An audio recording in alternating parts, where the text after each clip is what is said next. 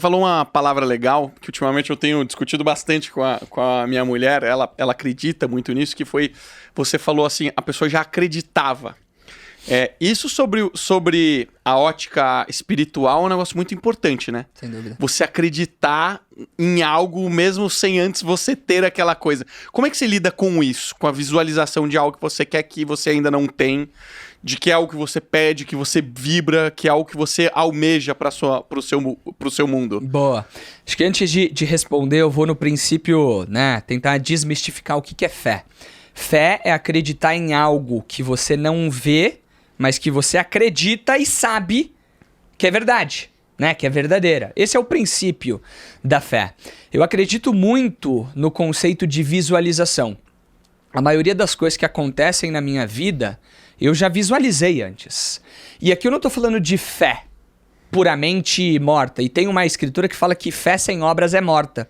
Então isso tem um peso super importante, é um princípio fortíssimo, porque não adianta você ter fé e ficar parado. Se você tem fé e visualiza, você precisa agir. Então como é que tem sido o processo de fé, amadurecimento da fé, e tem estágios de fé até a sua capacidade de visualização e materialização?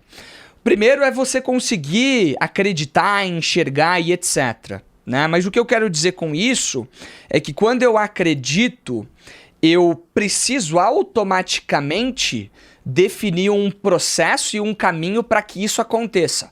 E dentro desse processo, né, de engenharia reversa que agora eu vou fazer, eu preciso entender quais são os passos e etapas que eu preciso percorrer e entender a viabilidade de cada um deles. Né? Então, quando eu quero, por exemplo, trabalhar na Zoom e eu visualizo o trabalhar na Zoom, com quem que eu preciso me conectar? Com quem que eu preciso fazer networking? Como é que eu preciso conhecer a cultura e os valores da empresa e os problemas que ela tem resolvido para chegar num momento de aplicação, entrevista e fazer acontecer?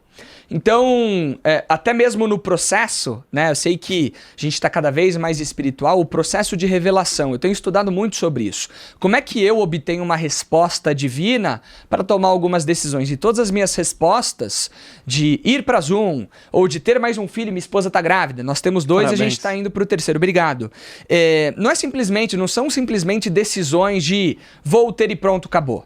Você tem que conseguir analisar os prós e contras, fazer a sua análise, tomar a sua decisão com base no que você tem, e no meu entendimento e como tem funcionado para mim, eu vou e levo para Deus dentro da minha crença, e cada um segue a crença que quiser, e falo, Deus, essa foi a minha decisão, tá certa?